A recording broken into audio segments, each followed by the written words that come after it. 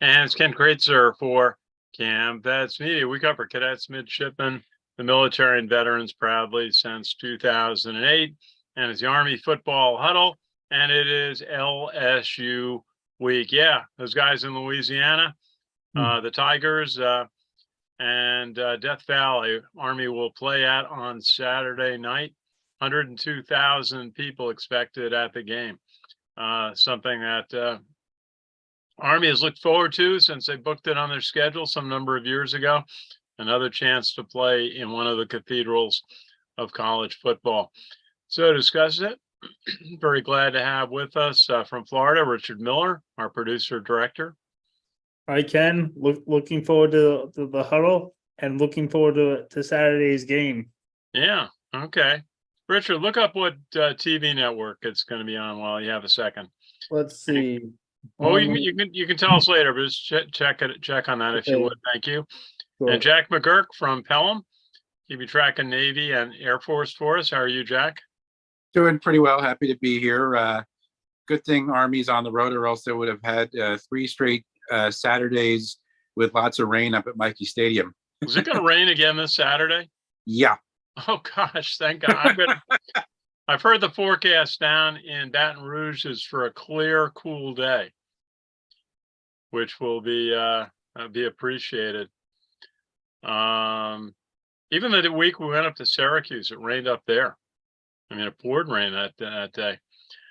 And with us from South Jersey, we have from the class of 1992, we've got Steve Shalou. Steve, how are you? Ken, what's going on? How are you? I think I'm going to go up to Mikey Stadium and watch the game from the parking lot just so I can get wet again. Yeah, that'd be fun, wouldn't it? It is, you guys really were real troopers holding your tailgate, even in the inclement weather on Saturday. And it looks like we have joining us from the Beat Navy studio in Huntsville, Alabama, from the class of 1987, Colonel Sam Houston. Colonel, how are you? Hey, sorry I'm late. Had a phone call. Took me a while to get that person off of the phone, and I am now here. Okay, that's good. That's good. Well, we've been starting to chat about Army will play in one of the cathedrals of college football on Saturday night at LSU, Death Valley, in front of 102,000 people expected at the game. And Army is uncertain as to who their quarterback is going to be. Who'd like to lead off with their thoughts? Sam, is it harder for you to discuss the Army offense right now, or that Air Force is ranked 22nd in the country? It's probably easier for me to give kudos to Air Force. I mean, they're undefeated. They won a exciting game this past Saturday to remain undefeated. I believe they play Navy this coming weekend, and they've earned where they are. I mean, and I think that Air Force, the subject of Air Force, brings up the contrast of where I am in this season. And the contrast of where I am in this season is I don't believe that Air Force necessarily has better players than Army does. I think the Monken era has brought about an influx of talent that there used to be a talent gap between Army and the other 2 service academies, which was and that was really poignantly obvious during the long drought that happened starting with the Todd Berry years. But I don't think that exists anymore. But what does exist is the fact that I'm trying real hard to believe in this new offense. And with every game, I'm having more difficulty believing in this new offense. And the reason that the only thing that adds gasoline to the fire, or MoGas to the fire, is that Air Force is still running the same offense they ran last year. They just adjusted to meet the new NCAA blocking rules, and they tweaked some of their plays to take advantage of the new NCAA blocking rules, and they lead the nation in rushing again. And you could say that, someone was making the argument with me today that, well, yeah, Air Force plays a lot easier to schedule. I'm sorry, I have to disagree. Not so much that the schedule has been easier for Air Force. It has been easier. They haven't played the same type of opponents that Army's played this year. But I'm going to look strictly through the lens of Army. And if I paired Army's first 5 games of the season this year were against the first 5 teams that Air Force played, Army wouldn't be undefeated right now. They wouldn't. They've been killing themselves. They've been making just mind-numbing mistakes and self-inflicted wounds that are so uncharacteristic of the Monken era, and how he has really strived for perfection to limit turnovers. And you and I talked on the phone a few days ago after the most recent game, and I reminded you that in one of the huddles we did right before the season started, we were talking about this new offense. And I did say that, hey, I know very little, if anything, about this offense. So what we see on the field, we'll see what it is. But what I did say was, but I know enough about it to say that I'm surprised Monken has made this shift because of how turnover averse he is. And this new offense has the ball going in multiple directions. And I recognize that some of the turnovers have just been ball handling, maybe a fortunate strip tackle or something like that. It's the frequency with which the ball is hitting the deck that's alarming. And, a game like this past Saturday, we used to say this is good Army football.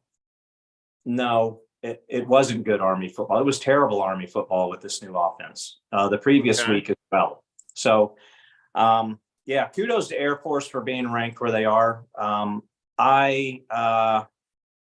ready to, I don't mean to sound pessimistic, but I think that where this season is concerned, the Commander-in-Chief trophy is still at play.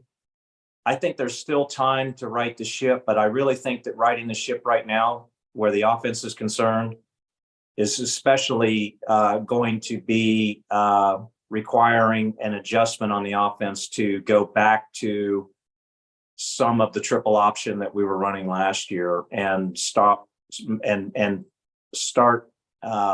creating a situation that limits the turnovers and the situations where this offense is just getting confused for the linemen, it's getting confused for the backfield, it's getting confused for the wide receivers. And as you saw this past weekend, it was confusing as heck to a backup quarterback coming in that situation.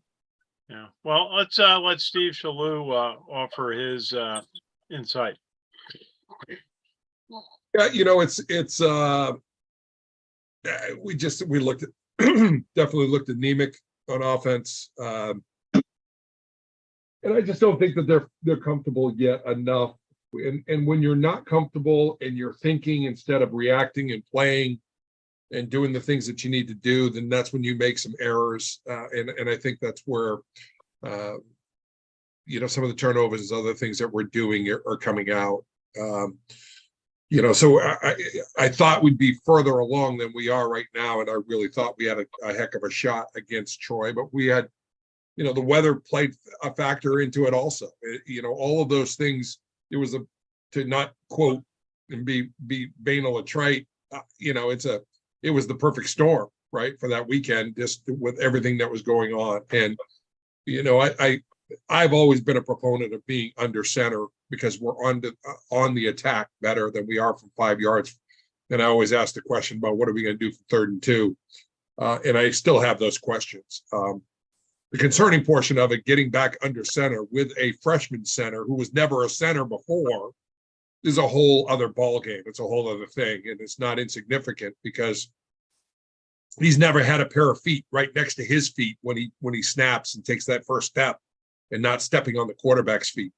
If you remember, he played in high school. He played defensive tackle. He wasn't the center. He started playing center in prep school, and so he's never really ever had anybody with his hand on his butt and having to step and making sure that he's clearing the quarterback. So it's not that easy. We are married to the bride we brought, and so it would be very. I don't think it would be smart to try to go back under center, especially with a freshman center on that. So we've got to take it for what it is and just suck it up and continue to get better and find victories where we can. Unfortunately, we're playing against LSU this week, and I don't know if we'll find victory anywhere in that particular situation. So off we go to the next thing. Okay, Jack, did you, what was your thought on watching the game? Yeah, it was, Army offense struggled again, playing a cold, wet day up at Mikey Stadium. Some of the stats that jumped out at me on the offense, they were 2 for 13 on first down conversions, 1 for 5. On third down conversions, 2 for 13, and 1 for 5 on fourth down conversions, which is not good. But I'll give Army one compliment, which is the defense played pretty well. They went into the locker room down 16-0 at halftime. But then in the second half, the only scoring was a field goal by Troy. So the Army defense played pretty well in the second half. Seemed like the defense played almost well enough to win. The big drawback was giving up how long is that? 52-yard pass play from Gunnar Watson to Chris Lewis with 43 seconds left. Really was a backbreaker. If they could have kept the score to 9-0 at the half, it might have been a different game. Also, the first series that Tyrell Robinson had the ball punched out of his hands when it looked like they might score. Really hurt. Richard, do you have an observation? I think we looked at it as one of the most, again, inconsistent games I think Army has played, and I believe also their first shutout that we've talked about on the huddle. I just think a game where Army couldn't get anything, going Shutout loss at home since I think it was 2014. No, actually since 2003. 2003. You're right, 2003. Jack. Yeah, Yeah. they had the shutout loss at Stanford in 2014. Well, I'm going to mention something to you that astounded me, and I asked Coach Munkin in the post game about it, and was the first play of the fourth quarter. It's 4th and 1 at the Troy 32. No huddle shotgun, and no Jacoby Buchanan. They ran Kanye Udo, who's having a great day, and he rushes the middle for 0 yards, and they lose the ball, which was probably, they still were, in the game. And I just was astounded that the fullback, we saw Tyson Riley is now playing tight end and going out for passes over the middle. It is 260 pounds. I was astounded that the Army offense has given up on their fullbacks when they have 2 players that even a team like LSU would have to, game plan around. Sam, did you notice that moment in the game when they didn't put in Jacoby Buchanan in a bread and butter spot for him? Yeah, it wasn't just that. So I obviously I wasn't at the game. I was watching it with the local West Point Society at a local establishment where they do serve adult beverages, and they do pile up as the game continues. So that makes our criticism of the game much more concise as the game goes along. But what I keyed in on was it wasn't the play so much, it was what the announcers said on that play. Okay. The announcers pointed out that Army does not have under center plays. And when it comes to 4th and 1, it is not a bang play at the line of scrimmage like it has been, that now it's a developed play with a shotgun snap. And it puts a lot more stress on the offensive line to be able to hold the block. That little half-second delay can mean the difference when you're looking at a stacked defense trying to stop a 4th and 1 play. And the takeaway from what they had to say, which I agreed with them, I totally agreed with them. The takeaway is, why at this point of the season does, and I hear what Steve said, that's kind of disheartening. My question is, I got it, it's plebe center. He's not used to having those quarterback feet lined up right behind his and hands on his butt.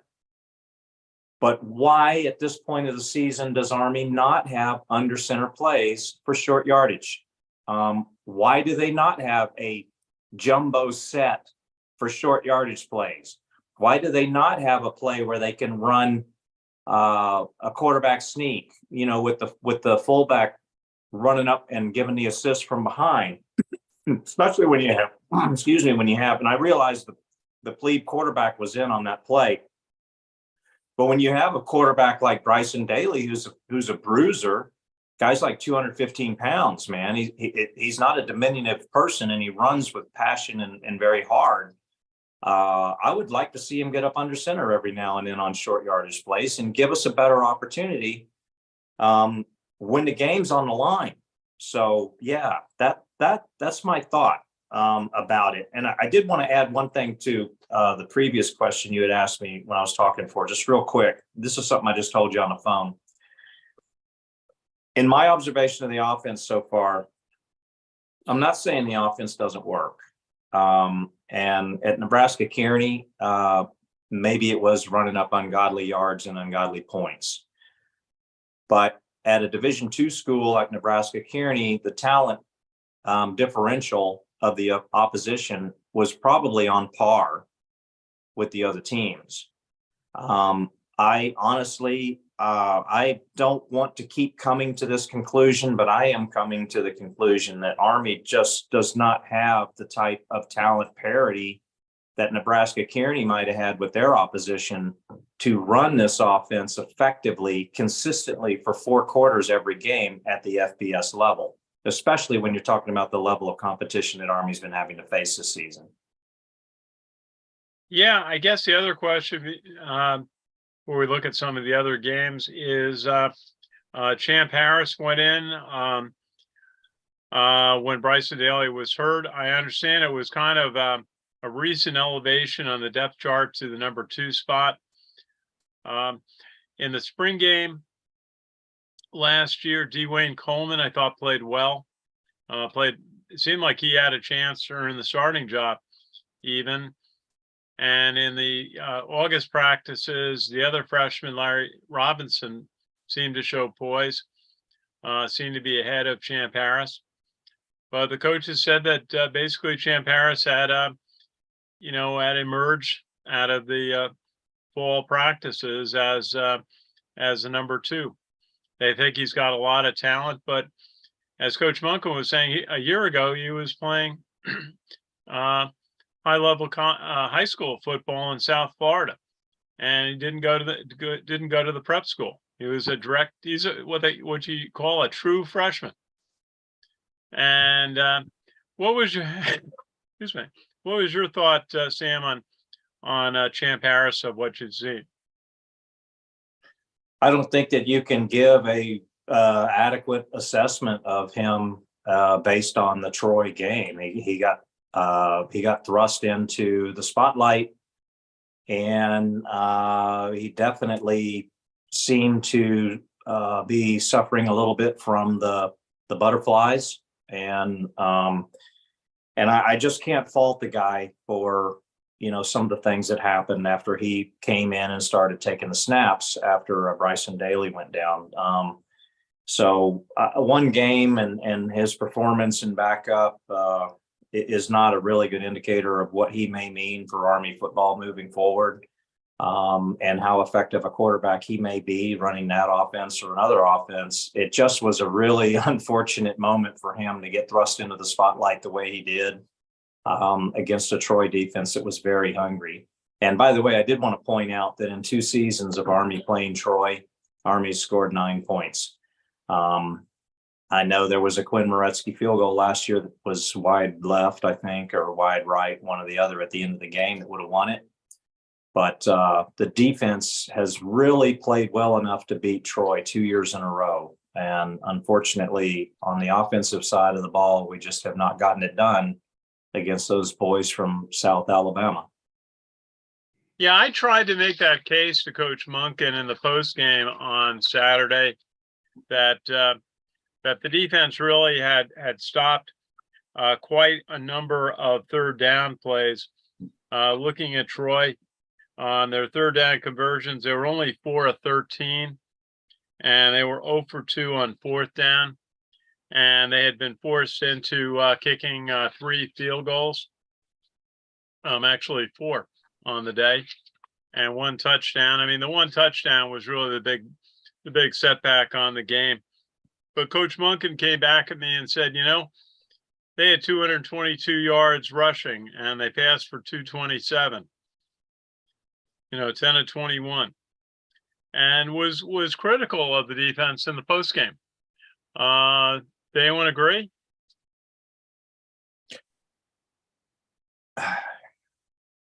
The defense made some lapses. Yeah. Like that touchdown that was given up towards the end of the first half.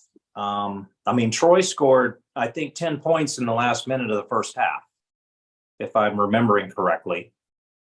They scored the field goal with 7:31 left, and then they got the touchdown with 38 seconds left.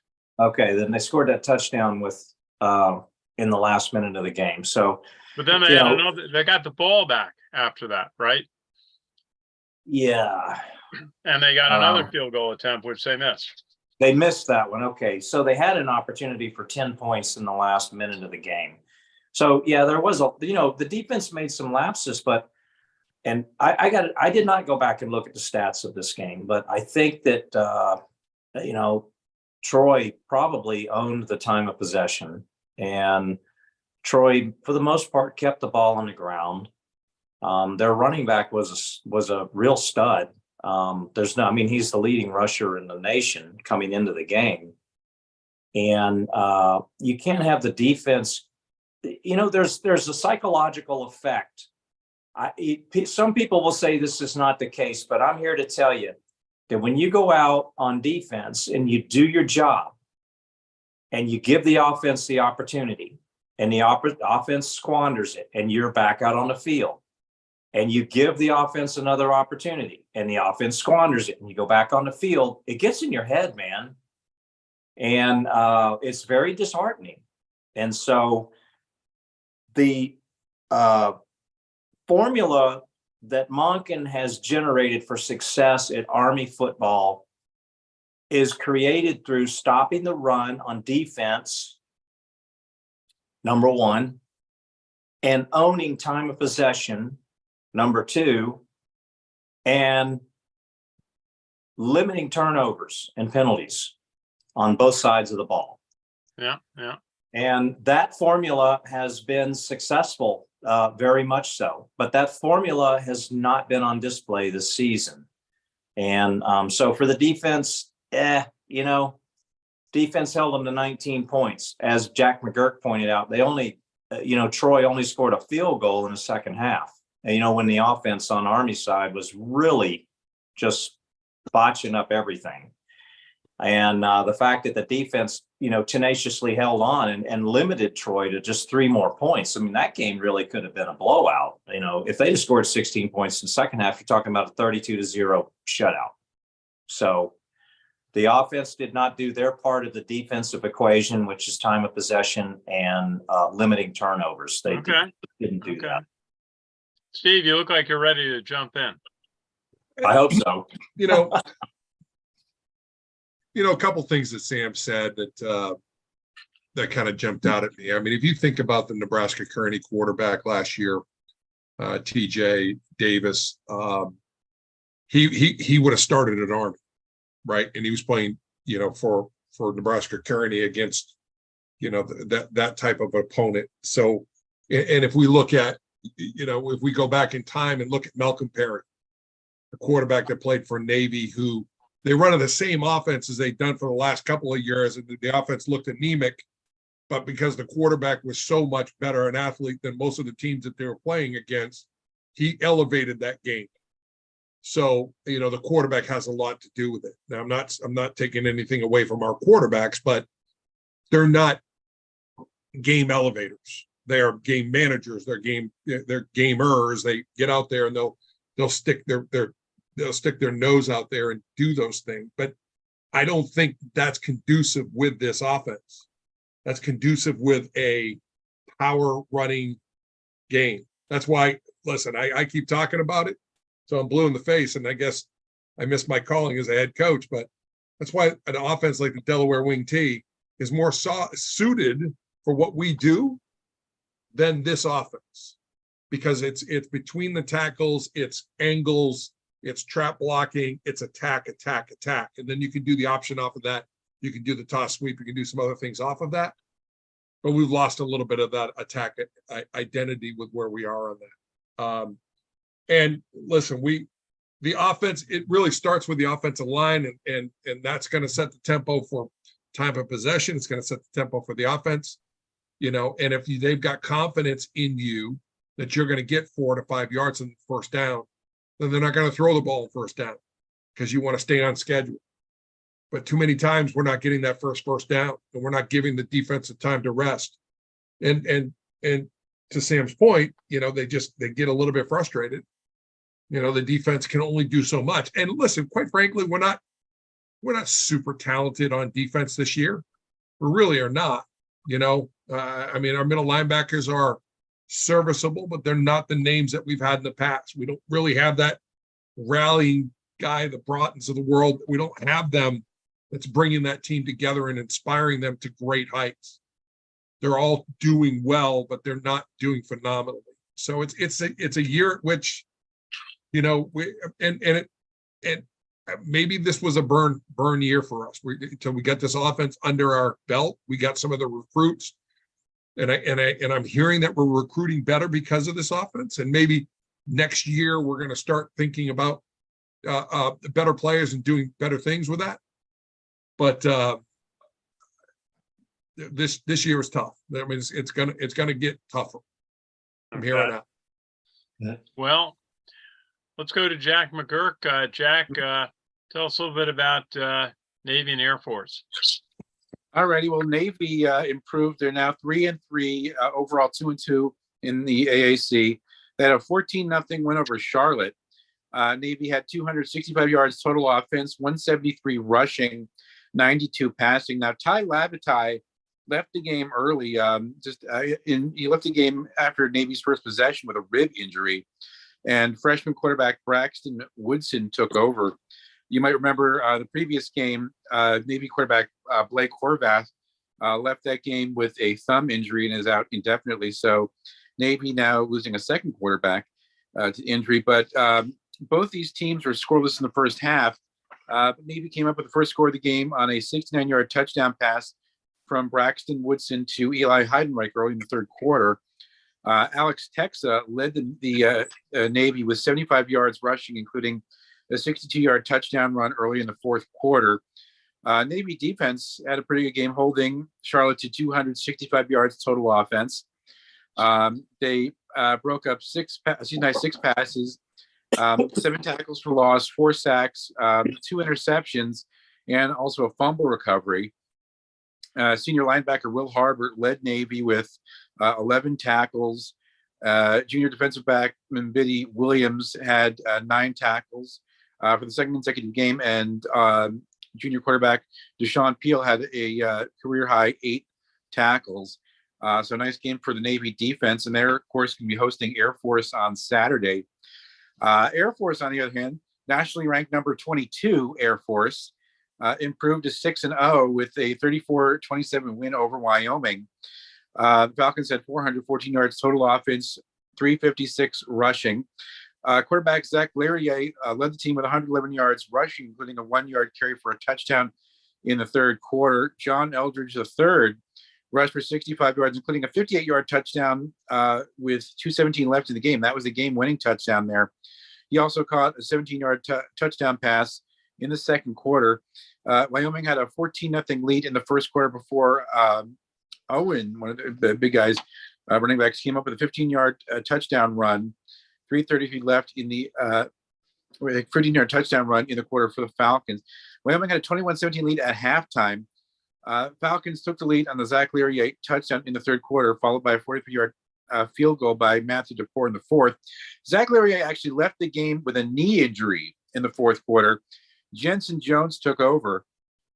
And at the Falcons' 25-yard line, there was a fumble on a handoff from him to Emmanuel Michel and recovered by Wyoming. And they eventually scored a touchdown there, tying up the game at 27-27 with 6:14 left in the game. And with a chance to take a lead, 5:45 remaining, Jensen Jones fumbled again. Football, this is at Air Force 29-yard line. Wyoming recovered. However, the Falcons defense stopped Wyoming, and they were set up for a 52-yard field goal try. Wyoming was, and the kick was wide. And Air Force got the ball back, and eventually they scored that game-winning touchdown. John Lee Eldridge III, that 58-yard touchdown run. On defense, Trey Taylor and Alec Mock each had 10 tackles. PJ Ramsey, Peyton Zdroik, and Bo Richter each had a sack in the game, and they also, three of them combined for 12 tackles. But Air Force is 6-0, and we'll head to Annapolis week, an Air Force Navy game. And Ty Labatai had that rib injury. I haven't seen any updates on that, but with Zach Leary and that knee injury, Air Force head coach Troy Calhoun said that Leary is going to be out for a while. So not exactly sure how long it is, but it sounds like it probably won't be available for the game this Saturday. So, but Air Force still undefeated, national rank 22. They're having a great season. And Army will face Air Force the first Saturday of November out at the Denver Broncos Stadium. Richard, yeah. Let's go through some of the games last week.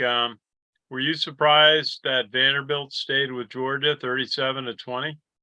Most certainly, I was, Ken. I mean, Vanderbilt gave them all that they could handle and even more. A good test for the Bulldogs. The defending national champion always need to have one game or another that needs to be a bit of a challenge. Anyway, going into also, by the way, some of the scores from college football. Actually, there are games going on tonight. Actually, Liberty is trailing Middle Tennessee 28-21 in the third quarter. Halftime right now, South Alabama and Southern Mississippi 31-0. South Alabama is leading that game. Also in the other games, Western Kentucky and Jacksonville State. Jacksonville State trailing Western Kentucky 7-2. Western Kentucky is 4-2, while Jacksonville State is 5-2. Tomorrow night, FIU will be taking on Sam Houston. Sam Houston is 0-6, while FIU is 4-3. FIU's down by you, Florida International. Yeah. Well, you should go to the game and cover for us. Oh, I see Florida State won big over Syracuse. Penn State yeah. won a good game out west. Washington over Oregon, 36-33. Probably the game of the day. People who watched it said it was a spectacular college football game. I think by then the Steve Shalhoub tailgate had broken up. By the time Oregon played Washington out west. But Notre Dame, big win over USC, 48-20. And Pittsburgh upset over Louisville. I thought it was interesting. Oregon State over UCLA. Richard, Yeah. UCLA, the team that's leaving for the Big Ten, gets beat by Oregon State, which nobody wanted. Nope. And I guess did Oregon State on Washington State get an agreement to join the Mountain West? Is that what they're going to do? Steve, did they go to the Mountain West, Washington State and Oregon State? They were talking about it, but I don't think it was ratified yet. Yeah, so they are the two-team big Pac-12. And what do we got? Duke had a nice win over North Carolina State. Tennessee over Texas A&M. Arizona big over Washington State. And LSU 48-18. Anybody watch that one? LSU's kind of after their loss to Ole Miss and their loss earlier this year to Florida State, have righted the ship with wins over Missouri and Auburn. I thought the game of the weekend that I watched was the Stanford comeback victory over Colorado on Friday night. That was pretty incredible.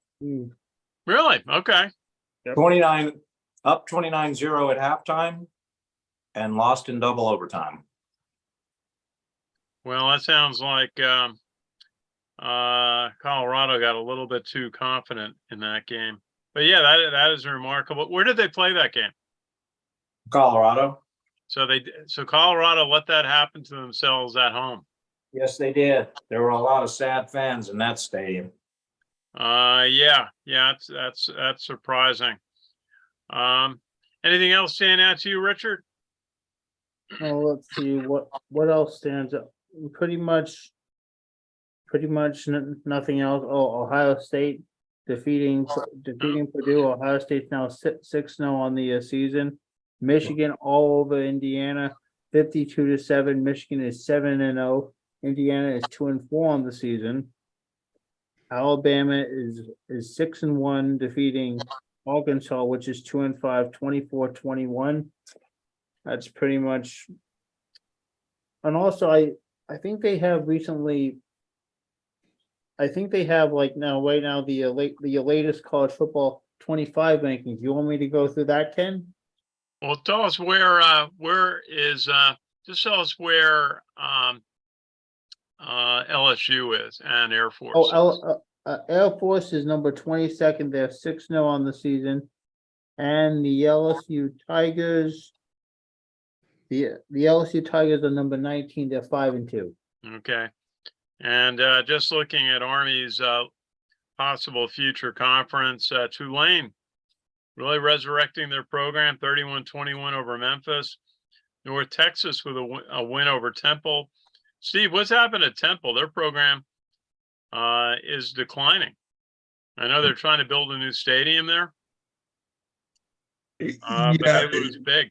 They ever since Rule left, it started going downhill, and it's pretty much hit rock bottom to where Temple's always been. So it's so hard to recruit. I live close enough by. It's really not.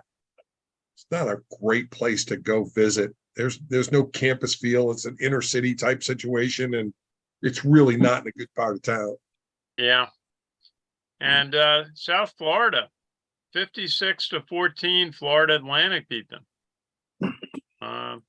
Florida, I'll tell you what, Florida Atlantic is a team to be watching. They did some great stuff in basketball, and they are moving in football. They got Tom Harmon as their coach, who used to coach at Texas, and it was a great hire for them. And they will be in the mix of things next year and the year after. And UTSA, a nice win over UAB.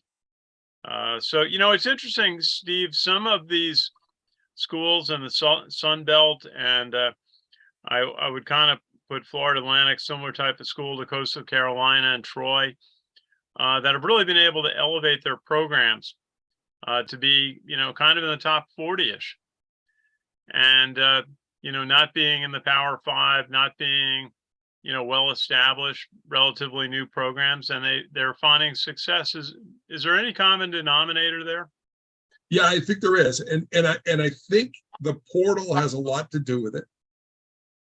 But you're going to see that start to wane because you still have stragglers from the COVID-free year that is in the system. So we have extra players that are available that when the music stops, they don't have seats. Then they end up at a FAU, they end up at a Coastal, they end up at a Western Kentucky. Yeah. Right.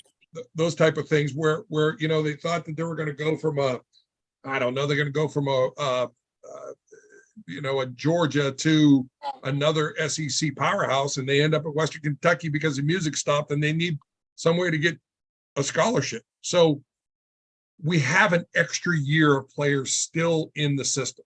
So we've got 20% more players for the same number of slots. And we're starting to play that stuff out. Yeah. And that is going to decrease the number of portal situations, so that the player that goes to Western Kentucky may be going back to the SEC. So they're not going to get that quality of player. So I think that it's going to clear itself out of the system. But in the meantime, it's been fun. It's been fun to watch teams get better quickly and become relevant relatively fast. I mean, Coastal Carolina is a great example. They became relevant really, really fast. And you see that the transfer portal and the available of extra years of playing eligibility being a factor in those programs, in the group of five being able to really elevate quickly. Okay. Yeah. That's a good analysis. Okay. Well, let's see. Let's get in. We've got face the LSU Tigers on Saturday. And, I talked to Coach Munkin today on the press conference, and, I mentioned, the stats of this quarterback for LSU, Jaden Daniels, 152 out of 208 completions, thrown for 2,295 yards this year, 22 touchdowns, only 3 interceptions, and a whopping quarterback rating of 197.8. And add to that, he's run for 515 yards.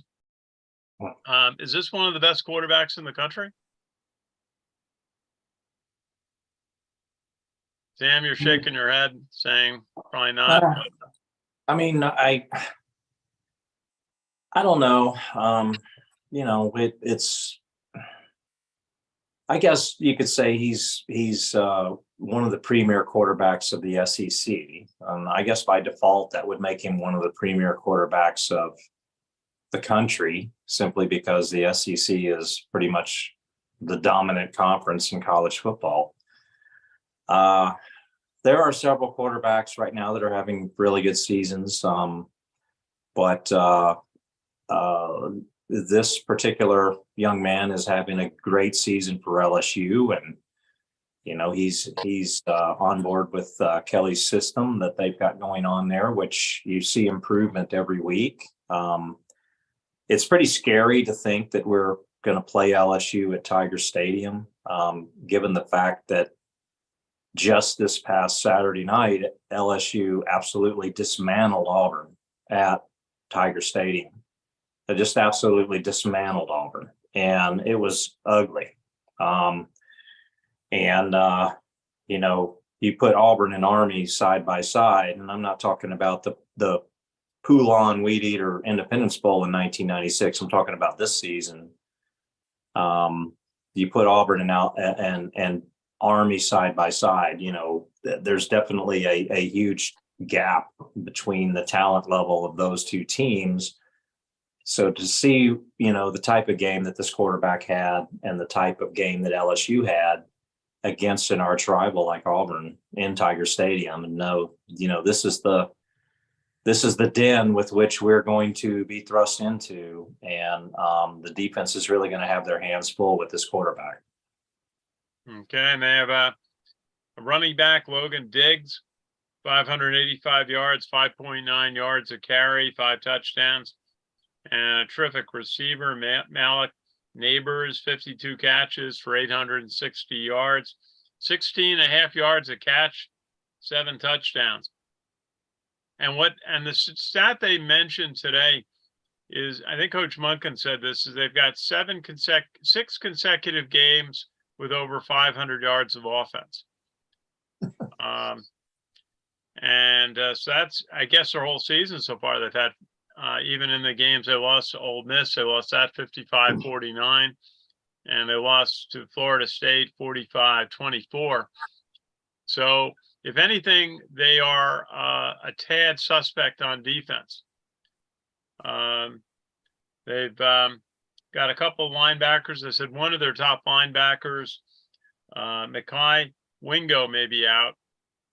He's got 2.5 sacks, and then another, he's actually defensive tackle. There's a linebacker, Harold Perkins, who has got 3 sacks, and safety named Andre Sam with 47 tackles on the year. Do you see any opening in that defense that has given up a fair amount of points this year? Yeah, one of the things about LSU, the trademark of LSU is always the team speed. They're going to be incredibly fast, both on offense and on defense. They generally have great wide receivers. They have a phenomenal quarterback in a year that across the nation quarterback play has been at a pretty high clip. I have to disagree with Sam because the Pac-12 seems to have the class of quarterbacks this year. And the SEC is probably a little bit behind that. But what's going to stand out to us is going to be their team speed. What bothers me the most, that gives me the most pause, is we don't have anything offensively that's going to be an advantage for us. The offense we're going to run is going to play into something they see every week. So, we're going to be matching their speed against our quasi ineffectiveness. And so with the option, we're running angles. We're using the fullback. We're on the attack. We're keeping them on their toes. They've never seen it before. We can do something like we did against Oklahoma, Michigan, those type of things. But I'm sorry on this one. I don't see it for us. If we can get a victory for us this week, is relatively unscathed. That's a victory. Come out of this without a number of ambulances. Yeah, that's can be a factor when you play a tough opponent. And one of the other factors, Isaiah Alston is a question mark. If he's going to be available, Army's breakout wide receiver. And then there's the question of Tyrell Robinson, if he's going to be back more effective. I kind of thought he'd have a better game against Troy, but the incident early in the game, I think it's the first drive, had the ball punched out of his hands for a fumble. Maybe took some wind out of his game for the day. And then there's a question whether Bryson Daly's going to play. The coaches, they had Champ Harris on the media call today, and that's typically a sign that they expect a player to be a factor. So we'll see. Steve, if Champ Harris plays, do you think he can handle it? Yes, I think he can handle it. He's an Army football player. He is going to show and present himself at the level at which he can play, and I think he'll rise to that occasion. Now, can he lead us to victory? I don't think he can, but he won't embarrass himself, and his effort will be the same from the first play to the last. And I know that to be true I think about when we played against Washington my plebe year, and Otto Leon started that game. Otto Leon was a quarterback that was a freshman and he was a sophomore, and he hadn't seen the field, and we had a number of our quarterbacks hurt. And he went out there and he played his heart out and almost won that game up in Washington. So we've got a lot of history with our Army quarterbacks that will rise up and do the best that they can, and then will show very, very well. It's a tough matchup for us with this offense and what they can do. Yeah, absolutely. Well said. Okay, Jack, what's your thought on Air Force at Navy on Saturday, Navy and Marine Corps Stadium? Should be a fun game. I think it could be kind of a rough one for Navy because Air Force is just red hot right now, 6-0, National Rank 22. I would, pick Air Force to win the game, but we'll see what happens. Okay, and looking at Richard, some of the games this week in week 8 of college football. It's hard to imagine we're mid-season. It seems like it was August, just days ago. But see, in the American Conference, SMU and Temple and South Florida and UConn. Looking at the top schools, top 25. Big clash, Penn State and Ohio State. Oh, Penn. And that's a 12 noon game. Well, let's see. Steve, do you think that Penn State can handle that? James Franklin seems to be getting a lot of critique that he can't play well. His teams don't seem to play well against Ohio State and Michigan. Well, it might have to do something about the Ohio State, Michigan's quality of play. It's going to be tough for them to go into the horseshoe, but in a year that I think that Ohio State is vulnerable, it's this year. Penn State's got a great squad. They've got a little bit of chip on their shoulder. I think they can beat them. Okay, and you got a good one, Tennessee and Alabama. Sure, Sam, all the folks down there are buzzing about that one. Both teams going in with just one loss. And Alabama 11th rated, 17th for Tennessee. What do you think on that one? Sam, we got you? Yeah. I think there was some overlap between you and Richard on that. So I'm sorry. What do you think, Tennessee and Alabama, your neck of the woods? Yeah. So it's in Alabama this year. And let's not forget the fact that Tennessee upset Alabama last year up at Neyland Stadium. So there is a revenge factor in the air for this particular game. Obviously, Alabama wants to get some revenge for that upset last year, which greatly disrupt their season. But something that Steve said a few huddles ago, and I have to concur, is that Alabama is very surprisingly pedestrian this year. That they're just not playing lights out Alabama football. And so if ever there was a season where a team could roll into Tuscaloosa and possibly upset the Crimson Tide, I think this would be a year that Tennessee could have some, hope to be able to do that. So I think it'll be a good game. And I think it'll be probably a high scoring affair. And but I think Alabama will figure out a way to win it. Okay, Richard, what else do you see in college football this weekend? What else do I also see in college football this weekend? I see number 4 Duke taking number 4 Florida State taking on number 16 Duke, a 7:30 game. Number 5 Washington taking on Arizona State, a 10:30 game. Number 6 Oklahoma taking on UCF, a 12 o'clock noon game. Number 8 Texas at Houston, that's a 4 o'clock game. Oregon, number 9, will be taking on Washington State, a 3:30 game. Number 25 UCLA and Stanford, that will be a 10:30 game. Iowa will be taking on Minnesota at 3:30. Tulane and North Texas also at 3:30. Air Force at Navy at 12. Hey, Ken, can I just ask Sam a quick question? Go ahead. Sam. Yeah. We always talk about Sam Houston State. Question: Have you ever been there? Yes, I have.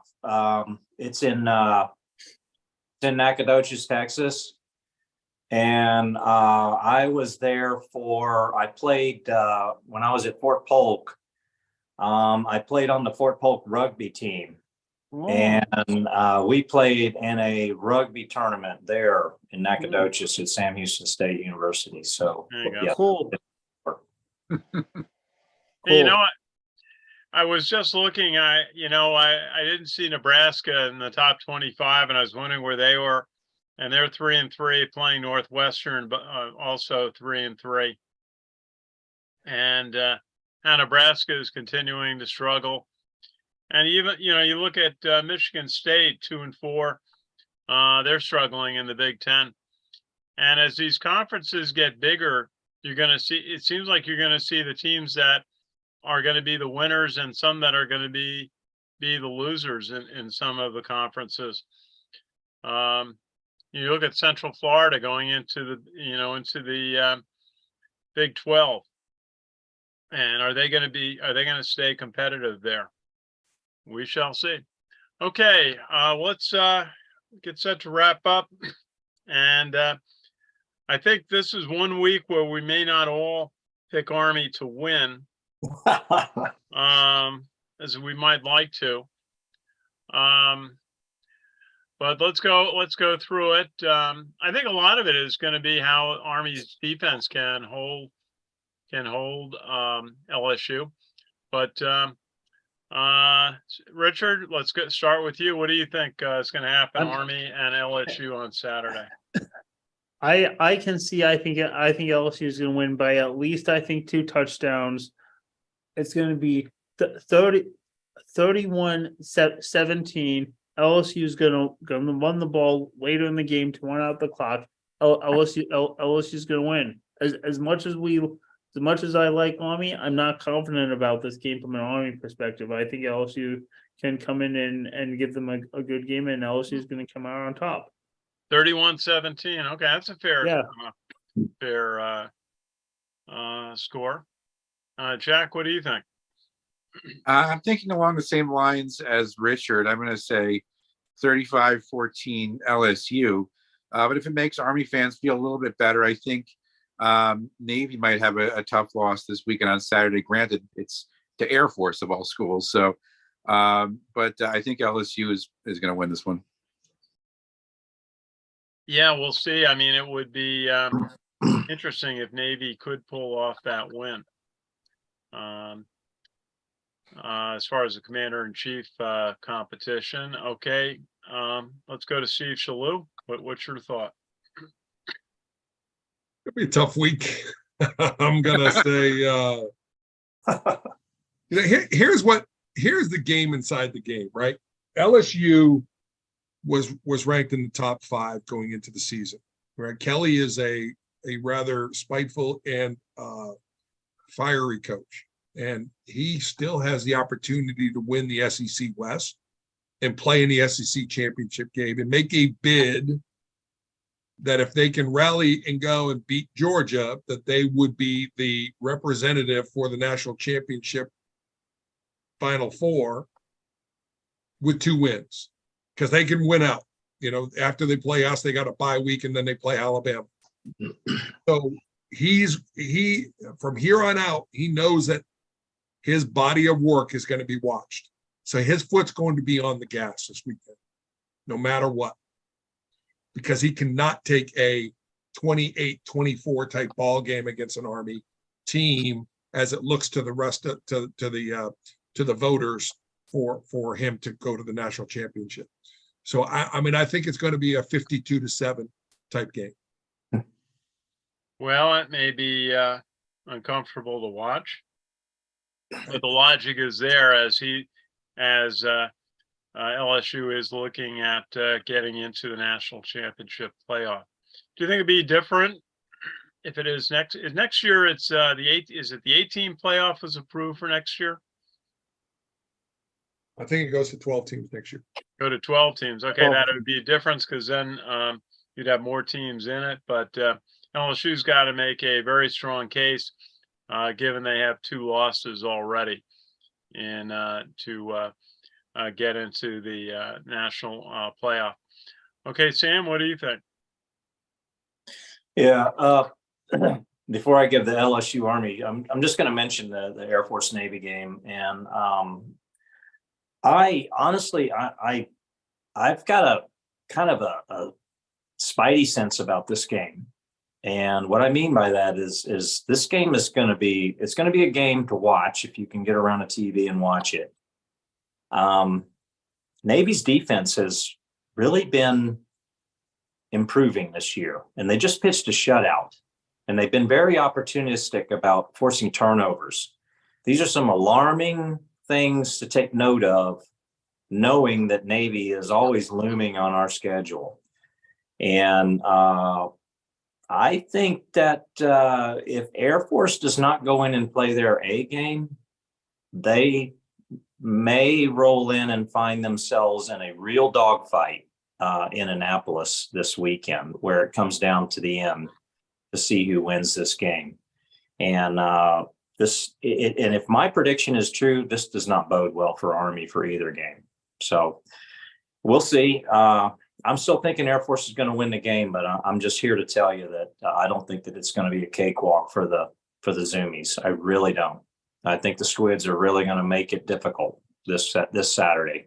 So, and keep in mind that Navy's coach, he's a defensive coach. So, you know, he's all about defense first. So, now as far as Army LSU, we used to have this cheer, and it was beat the spread.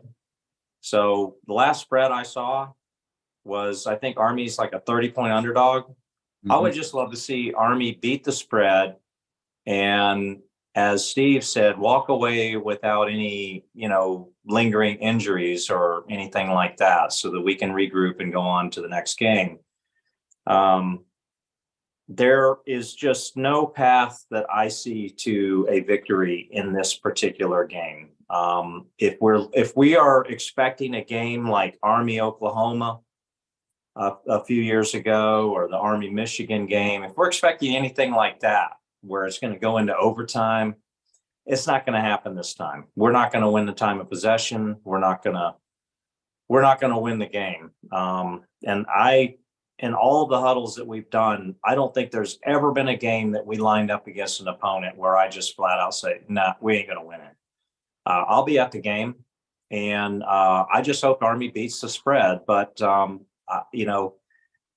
the old Nebraska Army 77-7 score is resonating in the back of my head. I don't think it's going to be that bad, but I have to agree with Steve. I really think that it's going to be something like 49-7.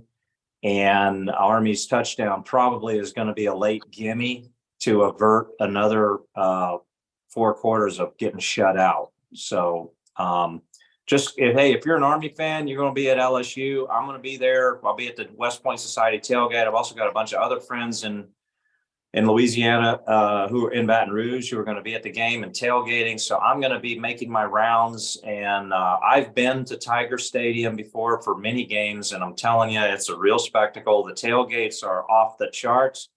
So, don't worry about the score, folks. Let's just go have a great time this weekend and hope that we don't have any injuries as we peel out of Tiger Stadium. Okay. It's really hard to follow you guys. One of the things that I learned today was that the governor of the state of Louisiana is a West Point grad, John Bell Edwards. Yes, he was at the ULM Airborne game. Ranger. Yeah, he was at the ULM game. Well, I understand he has another gathering for West Point alumni before the game, and it's going to be interesting. I've been at a number of these games going to the cathedrals of college football: Penn State, Oklahoma, Michigan, Ohio State, Wisconsin, and Army has fared well in each of them. I think Ohio State's the only game that really got away from them. They had a fumble in the third quarter, and then Ohio State scored a couple of quick touchdowns, put that one away. But all the other games, Army has found a way to stay in it. The challenge with this one is really, I've said all year, the team goes as far as Bryson Daly can take them. And if he can't play, it's going to be really tough to put a freshman quarterback in. Champ Harris, 5 sacks last week. He'll fare well, and he'll do exactly like Steve Shalhoub suggested. Will represent himself and the team and the institution as well as he possibly can. So we'll see. It's up to the Army offense to be able to put some drives together, take some clock. Otherwise, it could be a long day because we've talked about the offense that LSU can put out on the field. So I'll go for 45-10. But you know, we know everybody in the Army team. Their only goal is to win the game, and will do the best. They will put every ounce of effort that they can. So Sam will be at the game. I will be at the game. Anyone else? Steve Shalou, are you making the trip this week? The Washington Township Sparkle Reds are playing soccer that morning, and I will be there. Is that your daughter's? My daughter's 7-year-old soccer squad will be. That's They're on a two win streak, and I will be there making sure that they get 3 in a row. very good. Very good. And Richard, there's a couple of good teams by you. Do you get to add to any of the games? Man, do I get to attend any of the games? I don't, Ken, because I see like because I've Watch on TV. Okay. yeah I watch on TV. I've got because I've got Okay. all these games. I mean, you should see me. I've got all these games on this Fubo TV. I've got like every game in different corners. Okay. Jack McGurk, is there a game you're going to follow this week? Well, other than the Navy, Air Force, and Army LSU, I might check out Notre Dame. They just had a nice win over USC Notre Dame, so keep an eye on them. Yeah, they're putting it together. That was a nice win for them over Southern California.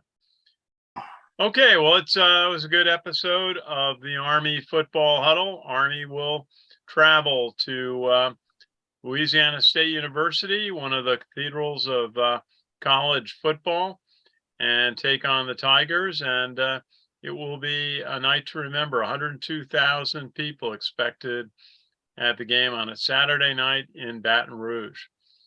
So look forward to that. So I want to thank everybody. Thank Richard Miller for calling in from Florida. My pleasure. And Jack McGurk contributing, calling in from Pelham. Happy to be here. And Steve Shalou calling in from South Jersey. Always good to see you, Steve. Good to be here. And from the Beat Navy studio in Birmingham, Alabama, Colonel Sam Houston. Colonel, thanks for calling in. That would be Huntsville. Oh, And Huntsville. Okay, I'm sorry. It's getting I just late. realized- apologize. Huntsville. I just realized that this week my Go Army T-shirt arrived. Go as in GEAUX Army T-shirt with the state of Louisiana on the front. And I totally forgot. I should have worn it for tonight's huddle, and now I feel bad that I didn't wear it. But yeah, Go Army spelled GEAUX. Yeah, I've been seeing a lot of that. I'll have it on Saturday. Okay, 102,000 people are going to be at this game on a Saturday night. Should be interesting. I think the Army's going to be up for it, and it's going to be a good game. Okay, well, thank you all for joining in. I want to thank our sponsor, the 27-time world champion, the New York Yankees. We appreciate their support. And we also want to acknowledge a great organization, the Special Operations Warrior Foundation, who take care of families of fallen special operations community members. They do a great job, and always want to recognize them. Okay, well, thank everybody for watching, and we'll be back next week. And we'll see you at LSU on Saturday night.